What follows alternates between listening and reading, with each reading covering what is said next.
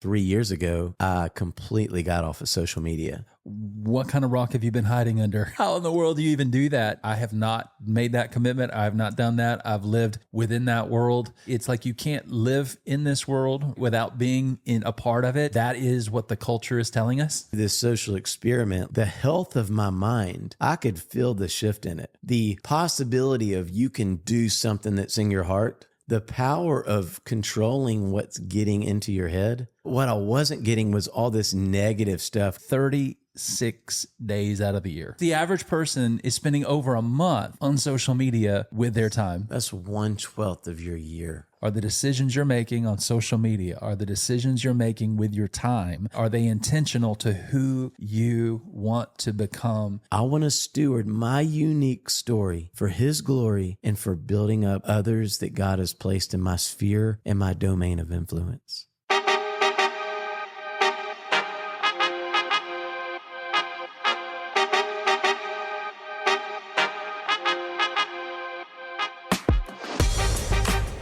What's up, everybody? Welcome back to another episode of Armchair Authentic, a podcast with your friends, Rhett and Justin. Today, we have a conversation around the negative impact social media can have on your intentionality of becoming all that God has called you to be. Can't wait to jump into the conversation, but before we do that, I want to remind you, if you haven't already followed us on Instagram or Facebook, you can do so at Armchair Authentic, or you can follow us on X at Armchair Auth Pod. That's Armchair Auth Pod. And as always, thank you so much to every single one of you who have taken the time to rate and review the podcast. It really is the best way we can serve those who aren't on this journey yet. Now, if you're here for the first time, welcome to the family. We're glad that you are taking some time today to join us on what we believe is a really important conversation when it comes to stewarding your story in a way that maximizes every moment in your life. You guys ready? Here we go. So at the end of last episode, we were talking about the power of social media, and what really led us to that topic was we were talking about unhealthy comparison. And as we've done in previous episodes, we might hit a final topic and we realize, ooh, this needs to be devoted to its own subject right here. And social media can definitely stand in that position, because I did an experiment 3 years ago. And what it was, I had been so just as anybody can relate, I had been so locked into socials and trying to keep up with the right posting time. And it's funny when you really think about it, but it has become just our society of we post. We had this for dinner. It was fantastic. Or maybe even sharing a scripture. None of this is wrong. It's just we get these habits that are formed. And I had realized that I need to take a break from that. And so 3 years ago, I completely got off of social media. Really 2.5 years off of it. The only reason I got back on it was January 2024. Probably a catalyst is I knew we were going to be launching a podcast, and there has to be some way of communicating and getting the word out. So I understand the good power of social media. It's a medium to get things out, and that's where people are listening. Because I myself have learned about things only because of social media. Mm-hmm. So-and-so has a baby. So-and-so got married. It's a weird thing to say, but I found out because of social media. So there are parts of it I'm thankful that I'm informed, but I gave it up. And in those 2.5 years, it really is amazing. First of all, perspective of a man who gave social media up for 2.5 years. I'll first say, when I came back in January, the whole mindset of social media has changed. When I got off of it, it was more about keeping up with your friends and hearing what's going on, the updates, the birthdays that I was talking about. But when I've come back, I might have people that I'm following. Man, I don't ever see their post what's going on. Now it's become, and I know I'm talking to an audience who's like, okay, let him get this out. We already know what he's saying, because you do. I had no clue, but it's become so driven into what your interests are based on what you've scrolled and what you've researched, even on your Google searches. It tells you what you need to be watching. It might say, we know you follow these friends, but you don't really want to watch them. Your scrolling life and your Google looking up would show you want to see this. And we talked about that last week. I mean, I might see right now a bunch of stuff on, hey, have you ever thought about doing this with your podcast? I mean, it's everything that we do, or whatever my interests are. Check out these guitars, or look at this. Here's the right approach on coaching, whatever it might be. And so these 2.5 years of this almost a silent season of, if I were to take this assessment and look back, man, I got some stuff done. I accomplished so much. There were a lot of things that went from not just ideation, but there was this time to create, to ideate, and to actually get to the point of, if it was worthy of hitting that moment of implementation, that it ended up getting implemented. And so I go back and forth since January when I'm looking at it and realizing, was this a good thing to come back, or was it not? And this episode isn't trying to convince people one way or the other.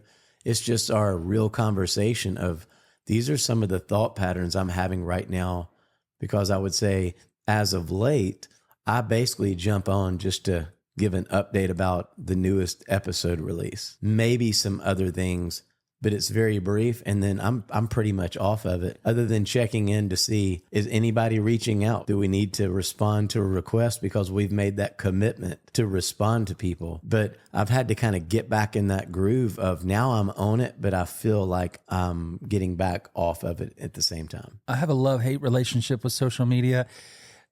First of all, if you're listening to this and you just joined us and you're hearing what Justin said, you're probably thinking, what kind of rock have you been hiding under? Like, how in the world do you even do that? Me knowing you, I understand the context of just your discipline, and you do things like, you've not drinking soda or caffeinated beverages in how long? This month. Yeah. 23 years, no carbonation. So 23 years, no carbonation. Some people are thinking, what in the heck?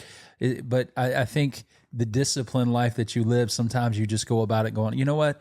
I have some things I want to accomplish. It's not that it's bad, but it is something that could be a distraction. Yeah. So I'm going to, make this commitment or this goal and do like a social experiment, if you will, in your own life. It's true. And you stick to it. And which is kudos to you for that. Here I am on the other end, your friend, going, dude, I have not made that commitment. I have not done that. I've lived within that world because it is the culture we live in today, honestly, but it can suck you into the point to where it is stealing your joy because of the comparison thing we talked about last week. So it is what it is. We live in a world of social media. It's like you can't live in this world, right, without being in a part of it. Yeah.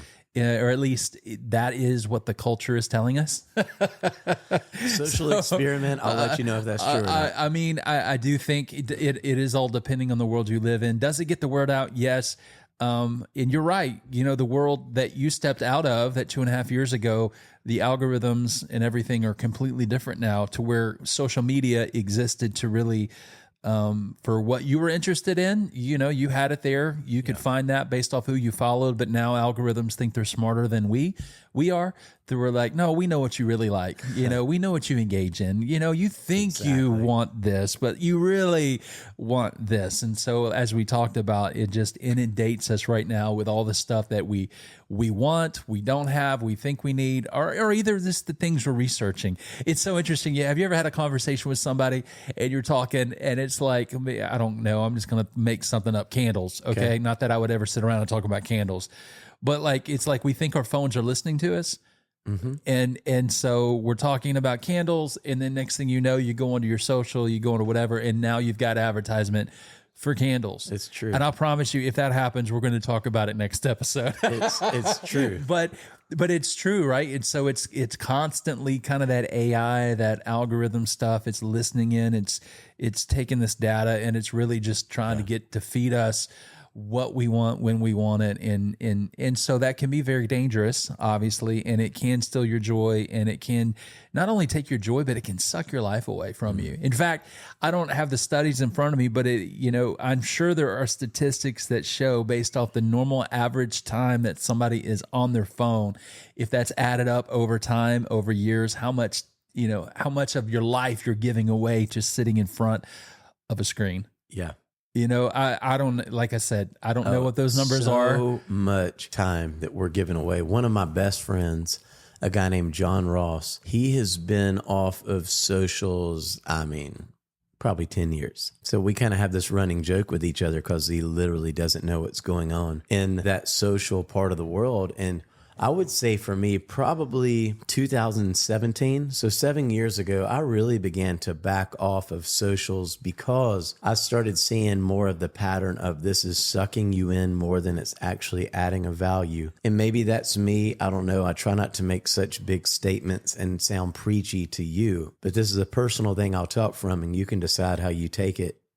But 7 years ago, I probably backed off significantly to the point that when I really, before I unplugged the past, 3 years, because it's 24 now, back in 2020, when we were even in the COVID season, probably what was the predecessor to me making that step was, news was cutting edge. It was all breaking because crazy stuff's happening with the coronavirus. And I remember setting up this discipline of, I had a running pattern. I'd wake up early every morning because I wanted to write. I wanted to get in my word because I wanted to make sure I'm getting the right truth to start my day, because it was such a dynamic situation. And I needed to make sure I had power over my mind, of where my mind could go if I fed it the wrong stuff. And so I set this goal back in 2020, and it lasted until I ended up taking a complete fast from it. But the first half of that year, I didn't touch socials. I just had this rule. I didn't do it until 2 p.m. because there still was an interest. We can all remember as a country, you had Dr. Fauci coming on at a certain time every day. You had the president, at that time, President Trump, giving some kind of update. So it's like I wanted to kind of tune in to hear what's going on with our world, because it was very interesting and it affected all of us. But I wouldn't do it until 2 p.m. So by the time 2 p.m. hit, I'd watch it, and I've already gotten the entire day update. I didn't fill my mind with it all day long. And it was like, okay, good. I've got kind of my actions. I know what's going on for the day. I would put it up and then move on with my day. And all I know is when you do this social experiment, like I'm talking about, the health of my mind, I could feel the shift in it. The possibility of you can do something that's in your heart. I don't mean pie in the sky, but I mean when you have something that's in your heart that you feel it actually is something you're supposed to work towards. I still had good people in my life that I was sharing things with, and you were one of them. And I'm getting the encouragement and the advice we talked about on the MAPS process a few episodes back, right? Motivation, advice, peace, steps. I was getting advice, but what I wasn't getting was all this negative stuff coming in on, let me tell you why that can't happen. Right. Or do you know 1 in 180,000 will actually get to do yada, yada, yada. And so the power of controlling what's getting into your head, all you're doing is simplifying this mindset. So, and I've enjoyed the process. And I guess I say that because I can actually see the difference from this January until really about maybe 3 weeks ago when I've backed off significantly, and I can already feel it just subsiding. So there's something to be said for the way my brain's working. I'm impacted by social media. So when you were talking, I was pulling up online. It says as of April 2024, the average person spends 143 minutes a day on social media. That's the average person. Wow. Most people are doing more than that. And so if you're just the average person, 143 minutes a day, that's 2.38 hours. And so if I do the math right, 2.38 hours times 365 days, okay, divided by 24 hours gives you 36 days out of the year. Yeah, that's how much time, man. like if you think about that, that's just the average person is spending over a month on social media with their time. That's 1/12 of your year, Brett. That's the average person. That's mind-boggling when you break it down like that, because it lets you know, what could I have done with all that time? Exactly. How could I have stewarded the time I was given? And so that's painful. When you were mentioning the idea of this fact that, when you went on this sabbatical, if you will, or this break, or however you want to label it, away from social media, 2.5 years, you actually had a goal in mind. You were thinking, I'm not stepping away from, I'm stepping towards something. I'm stepping towards who I want to become, or a goal I want to accomplish. Yeah. Because you're thinking through the filter of how can I better, how can I use my time, maximize my efforts, maximize my time in a way that will deliver a vision that I have, right? Or whatever that might be. And so I think that it comes back to the core of everything. We're not saying social media is bad. We're just saying that, hey, sometimes, at least for ourselves, we need to think about what we're doing with our time. Are we really being intentional with our time in a way that produces fruit towards who we want to become? And I think it's interesting that you were talking about this, man, because I just started this a couple days ago. So I literally was laying out for the past couple of months because of this social media thing. I've just found myself mind scroll. I don't know what they call it, death scrolling or something, where you're just kind of like, next thing I know, 30, 40 minutes in, I'm like, hold on, what am I? I'm like, I just kind of went in the vortex of nothing. And I'm just flipping through all this stuff, right? And just flipping through reel to reel to reel to reel to reel to reel to reel, dopamine hit after dopamine hit of just whatever, right? And next thing I know, I come out of it, I'm thinking, wait, I just wasted 45 minutes on nothing. Nothing productive came out of it. Yeah. I'm not saying that there shouldn't be moments where you just kind of break away and, kind of veg, if you will, from reality. But this wasn't just a one-off. Like I have found myself like going to bed at night before we go to sleep, like just kind of mind scrolling, death scrolling and looking at that, and to spending 25 minutes before I go to bed, death scrolling. When I wake up in the morning, instead of the first things out of my mouth of God, thank you for this day, it's like all of a sudden the phone's there. I pick it up. I'm looking at emails. I'm looking at text. I'm on Instagram or Facebook, just checking different things, looking at it. And I was like, wait a minute, this is getting out of hand. And it's not that I'm in an unhealthy place, but I'm like, there are better uses of my time and better uses with my mind, right? With where I'm going in my life. And so I just started this about 3 days ago. And if you look in my kitchen over there next to the knives is my phone charger right over there in the far corner. And so before I go to bed at night, you know where my phone is? Set it up over there. It's not next to my bed like it used to be. Yeah. It's over in the far corner of the kitchen. Now, somebody's like, well, how are you going to wake up in the morning with your alarm? Guess what? I got this thing called an Apple Watch, which is kind of fun, right? And some of you are like, well, you could get distracted on social with that. I guess you can. I don't know how, but I just set my alarm on that. Or if this didn't work, I was just going to go and buy me an old school alarm clock and just set it up next to my bed. And so I've charged my phone now. I've started doing this. I don't know how long this is going to last, but over there in the kitchen, I put it up. I go to bed, and now when I'm going to bed, I'm not distracted. Yeah. I'm able to really think through the day. I'm able to reflect on what happened. I'm able to reflect on, Lord willing, there is a tomorrow that I'll wake up, the things that you're calling me to do tomorrow. And so I'm getting better in the past 2 or 3 days. I'm getting better rest because I'm not looking at a blue light. I'm able to sleep well. I'm waking up refreshed. And the first thing that I do in the morning, in fact, you ready for this? I'm actually waking up before the alarm actually goes off on my watch. Let's say I set my alarm for 6:45 in the morning. I'm waking up at 6:30. Yeah. It's interesting how my body is just doing that, but I do have the alarm. But when I wake up, I'm able to just sit there and think and kind of process, all right, I'm not getting out of bed immediately because I'm not that guy. It takes me 25 minutes before I roll out of bed. So if I'm waking up at 6:30, typically I'm up at 7, out of the bed because I don't know. That's just how I operate. But yeah, it's just a different sense of feeling like I'm taking back my life. And somebody might be saying, well, you're not really utilizing that time in a healthy way. I mean, you could be scrolling on social but like, I don't know, man, there's more peace in my life. Even in the past 2 days, I'm able to just go, you know what? I'm going to just take this time, take this margin and utilize it for dreaming and creativity and being grateful and not being bombarded with what the algorithm is trying to force down my throat. Yeah. But me actually be in charge of like where my thought life is. Yes. Take agency over your creativity. Yeah. And don't let the algorithm teach you how to occupy the spaces of the process. It's telling you have to come up under and become like it's telling you to become. Yeah. Based on all the people who are purchasing the ads to put it out there. It's basically telling you, we're going to help shape you into this, and you lose every creative morsel about who you are.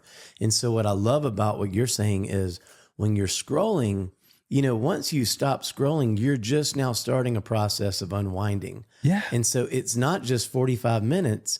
It could be the next 45 minutes of thoughts that you have based on what you just looked at, and the sense of a deep dissatisfaction with what your life is or the people in your life because it can't live up to the epicness of what you saw on the social feeds. And so what I would encourage is plant a tree, and here's what I mean by this. When you plant a tree, literally in real life, you're digging the ground, you're getting it ready, you cultivate the ground, but you don't get the tree for a long time. And even when you do, it just sprouts up, but you continue to nurture it and it grows into a tree, but you won't see it that way for many, many years. So when I say grow a tree, I'm saying, what is it right now that you could become intentional with, that you know it's in your heart? You know it's a gift that you have, maybe a passion. And what if you started doing that and replacing this other time, and you replaced your year where 1/12 of your year was going to this pursuit or this design? Because what you'll notice when you do it, you're allowing the process to begin. And so that process will go through many phases. When I planted that tree, I went through the phases of it begins to grow and you think, oh, this is what I'm aspiring to do, only to actually work through it and realize it wasn't that. So with me, when we're even talking about that time in 2020, when I actually gave some time in processing, I got really excited for some things. And I'll actually share what some of that was as we get a little further down the road, because it wasn't in fact what I feel I'm going to be stepping into.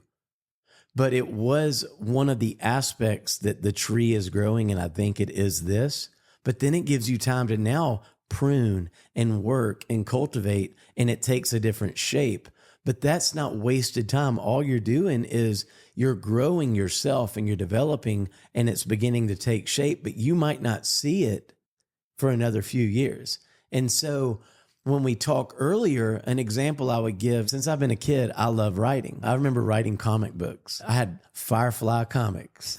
And I remember it's funny that we had a name of our comic book company, and I called it BB Comics. And because Rhett's always been in my life, it stood for Bradshaw and Barden Comics. And I would write BB Comics. You would actually sell these at school. You would actually make enough. You didn't have a copy machine, so you would handwrite a bunch of these. You know, I did. So I would write the Firefly Comics. And in my class, and those who are listening, if you remember this, you can attest to it. So fun. I only had one copy. But what I would do is I would charge 50 cents to read it. And so in study hall, every Friday, a new Firefly comic was released. And they would actually come and give me the 50 cents, and they would get to read it. And so then I would create the next. So there's been this writer in me that I have created as far back as I can remember. You and I have talked about writing songs. There's just been something about writing. I know it's a passion point. And you get so busy in life, it's like there is writing that happens with me, but there's the seasons of it's not going on, because you still have to be intentional with the time you've been given. And I remember November 2018, whatever that moment was, I decided to get intentional with journaling. If you're like me, I have journals that go back as far as I can remember. And they're so, if I can use the word precious, it's like, it really is. That fits the word. It's very precious to me because I can read these things that I wrote, and it's just so innocent and it's inspiring. I get to see the young dreamer, Justin, writing. But what's cool is I can see things that have transpired, that young Justin had zero clue what was waiting. But what I regret is there's only like maybe 5 to 10 entries a year. What I would have given to have seen the whole shifting of what it looked like more reoccurring. And so in November of 18, my whole goal was I need to journal more than I'm doing now. Well, that was easy. 2018. This is just to give you fun numbers for you who like to see how you can track along with something real quick. But when I became intentional, 2018, I had 3 journal entries. Started in November. 3 makes sense, right? So my goal for 2019 was beat 3. So that's easy. Yeah, exactly, right? So I already gave myself a winnable goal, and I'm playing the long game. I'm planting a tree. I don't need the tree to be fully grown yet. This is a lifelong passion of mine, and I'm being intentional with it in a fresh way at that time, which would have been age 40, maybe? Yeah, age 40. 2019, I had 15 entries. Well, that was awesome. It's not where you'd want to be, but it was better than 2018. 2020, and it was directed to taking time off the internet. I had my mornings more freed up. I wasn't scrolling like I used to would have been. In 2020, I had 60 entries. Well, that was amazing. In 2021, I had 76 entries. So my whole goal was just have more than the next, So there is a bit of a game of comparison that's healthy comparison. Yeah. I compare to my previous year and I'm going to beat that year because my whole goal was to establish a habit. And so in 2022, I had 116 entries. 2023, so the end of last year, Rhett, I had 362 entries. Oh, 3 away. I was 3 You away. just gave yourself a goal to crush did. 2024. Well, and at the end of 23, I decided I don't want this to be such a thing where now I'm going for 365. And I gave myself this year of completely backing off. Now, my goal is to still fill up this journal, which will probably go back between 60 and 80 entries, I believe, because I wanted to now back down and not get legalistic with it. But I go back and forth because part of the intentionality that I developed was it's good to rest my mind a little bit. But now I've realized it's July. I got to get to writing. And the whole reason I tell you that is the scrolling life will completely remove you from some of these aspirations that you really might have. And I would even say that God, the creator, has created you to accomplish. He has a unique story for you, and you're called to steward the story. You want to put people in your life to help you navigate through those things, but you want to steward your story. So when I look back at all these years, I don't have a regret on any moment that I wrote something in the journal, because I'll tell you, a lot of people will never read that, but it's pretty vulnerable. But what's really refreshing to me also is I created something on my phone where I have a record of every day that I put of those 60 days in 2020. I have a check mark on the day of the year that it happened. So I can go back and say this day in 2020, I did have an entry, and I can read what was going on. And that's really refreshing when you can look back and realize, wow, I remembered when I was going through this or going through that. And all of that would have been robbed if I would have lived with this unintentional mindset. And most importantly, what's grown out of all these years is the writing habits. I fully intend on writing for the rest of my life. I'm currently working on my first writing project that I'll talk about as we move forward. And all that is attributed to this intentional mindset versus an unintentional mindset.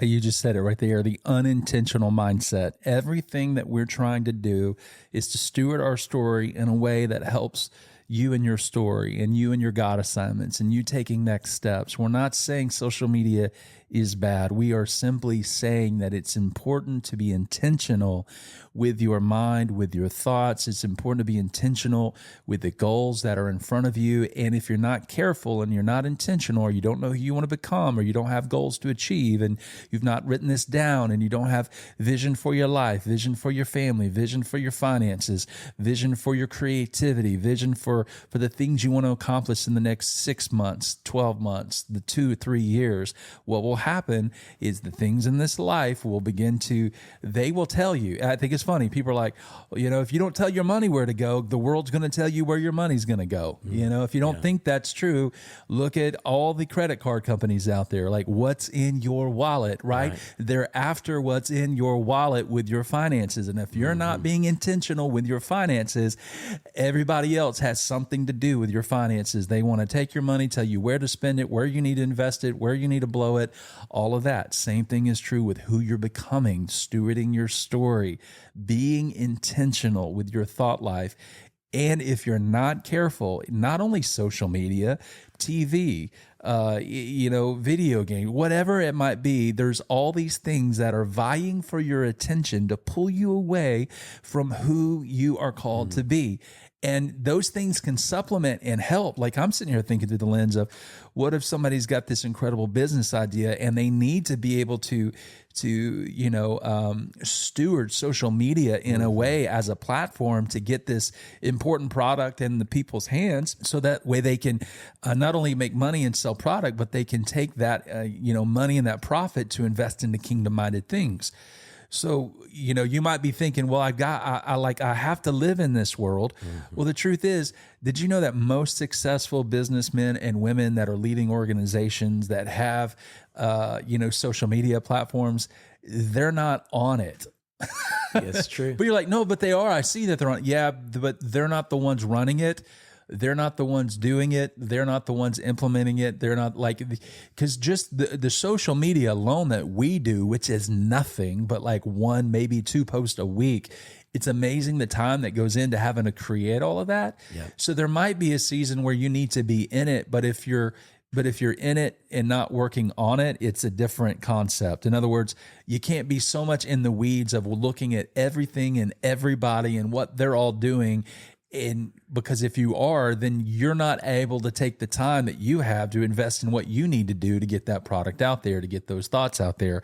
So there's this really weird balancing act, if you will. If you've got to be in the social media world, you've got to be in that culture to get your product out or your influence out. It's like most of the ones who are doing it well, they're not constantly living on their phone, in their phone. They've created systems and processes of intentionality to take their creativity and to create all the stuff that you're seeing, all the stuff that you're viewing. And they have platforms that time all this stuff out. So that way the stuff that you're actually seeing now was filmed, created 2 months ago, 3 months ago, and it's been calendared and posted to where they're living their life, their best life, with their thoughts, with their creativity, in inventing whatever it is for their business, for their idea. And they're taking the time to put that in a package that gets delivered later, is what I'm trying to say, rather than them living on the phone and I got to capture this. I got to capture this. I got to capture this. I got to capture this. I got to capture this. I got to have this. Oh, look, I'm here. I'm there. I'm everywhere. That's not reality. Like, you can't live like that. You're not designed to live like that. It will suck the life right out of you. I love the grow a tree. Playing the long game here. You mentioned that, and I began to think of the Lorax. Have you ever seen that movie, dude? The Lorax? Oh, yeah. Like, what's that? The end scene. How bad can I be? I'm just helping the economy, right? But near the end of that, the whole idea is this guy's trying to manipulate and control the city to think a certain way, right? And that whole idea is we don't need trees. Right? I mean, I'm creating oxygen for you to breathe. Yeah, but oxygen's free when you have trees, right? And so I don't think it's a political movie as much as it is just kind of like this just beautiful way of saying, like, hey, plant a tree. Yeah. And I love it at the end of the movie. What does it say? There's that little moment where he's like, I say, let it die. Yeah. Let it die. Let it die. Let it shrivel up and die. Who's with me? Greedy dirtbag.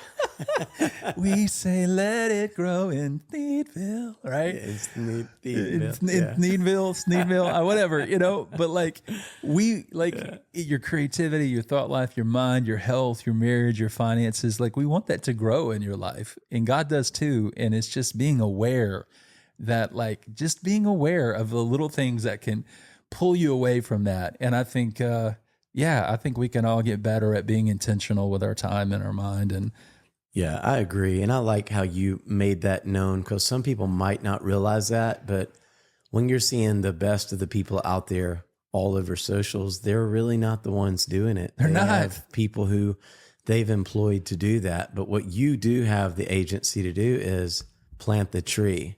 Begin to do something now that you're investing in what's going to come from it. Not now, but years from now. But the satisfaction you'll get doing a good work now, it says in the Word of God, do not be weary in doing good, but at the proper time you'll reap a harvest if you do not give up. And that's the mindset. Just keep working at your craft every day. Keep being consistent. When this year happened and me and Rhett decided to launch this podcast, we had our agreement on, we knew where in the priority chain this is. So we knew the amount of time that is appropriate for this hobby that we're going to do. Now, we consider it a priority in our life, but it has its appropriate place. We've had people who've come up to us in this industry saying, what you guys are doing, I can help you get up here, whatever that up here is.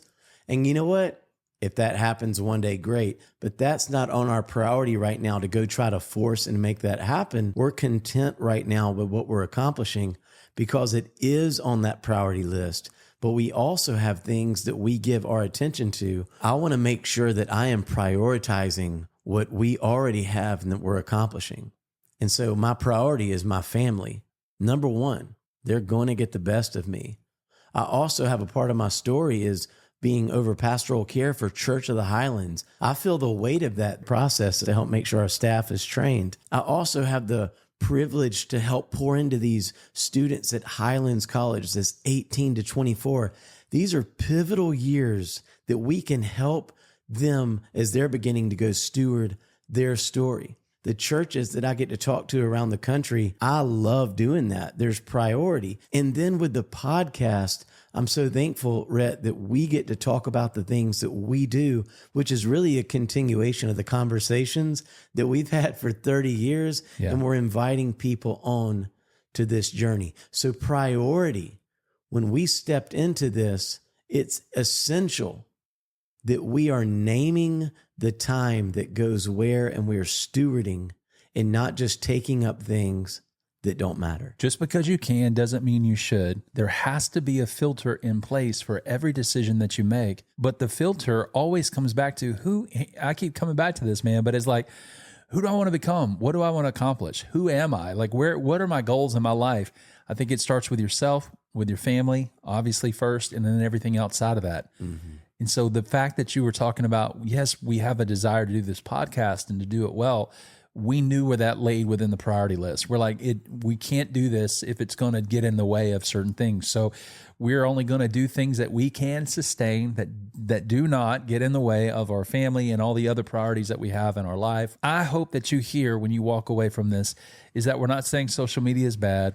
What we are saying, though, is there is something in your life that God has called you and created you individually for. You're created in the likeness of God. That's his creativity.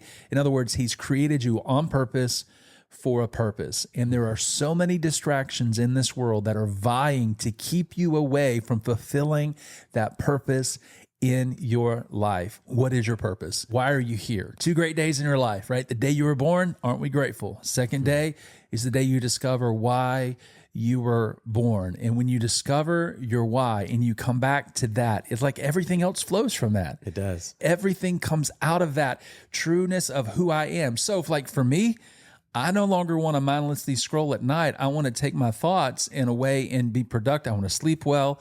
I want to just make sure that I'm contemplating and reflecting well and that I'm setting my next day up for success. So what am I doing? Because I know that's what I want to accomplish, I've set my phone away from the bed. I'm going to bed like without social media, and I'm waking up without social media, and it's setting me up for who I want to become and what I want to accomplish in a way, right, that helps me. And so all we're saying is filter, filter, filter.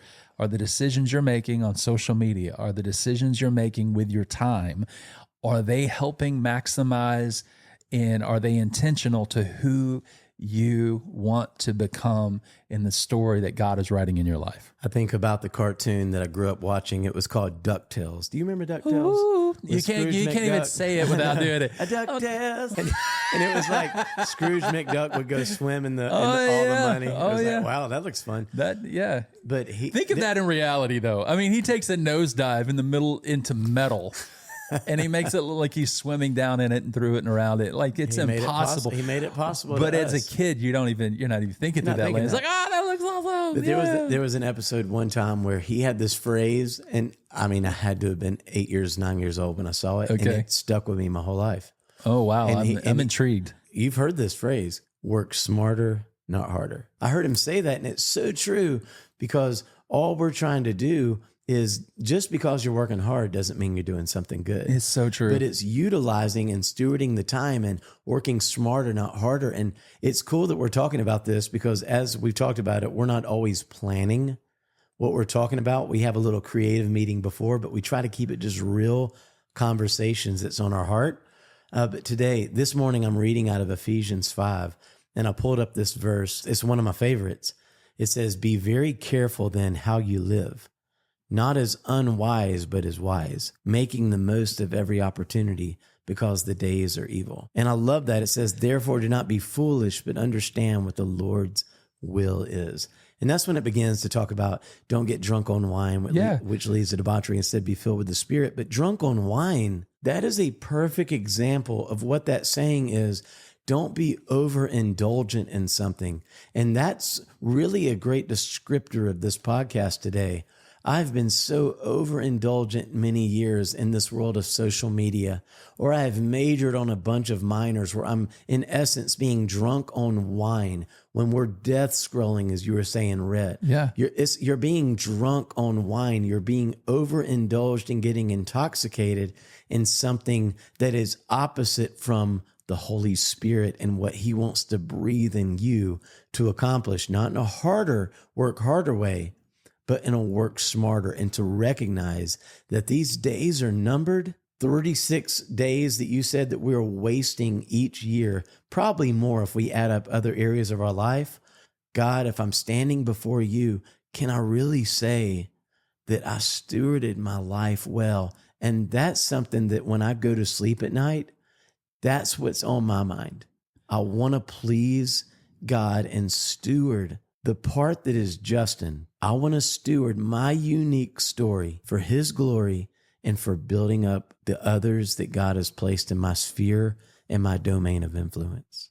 I love how that verse says, make the most of every opportunity. In other words, it's dependent on you making the choice. God's not going to do it for you. Like, we have to lean into this. It's our decision. Make the most of every opportunity. So here's my question as we close today is how am I making the most of every opportunity I have with my relationship with God? How am I making the most of every opportunity with my family, with my relationships, with my finances, with my time? How am I making the most of every opportunity I have with a person at the grocery store, across the counter, with my waiter or waitress? How am I making the most of every opportunity I have with the very breath that I breathe in my life right now? How am I making the most of every opportunity with my mental health, with my physical health? How am I making the most of every opportunity? In other words, how am I stewarding my story that God has given me? Thank you for listening to Armchair Authentic with Rhett and Justin. We hope you enjoyed the episode today. We're going to continue diving in next week, but first, we'd love to hear from you as we continue our conversation. You can reach out to us at info@armchairauthentic.com, and please rate and review this podcast. We want to make sure that we get this out to those who've not yet heard, and when you rate and review, you really help us out on that. Well, until next episode, have a fantastic week. We'll see you soon.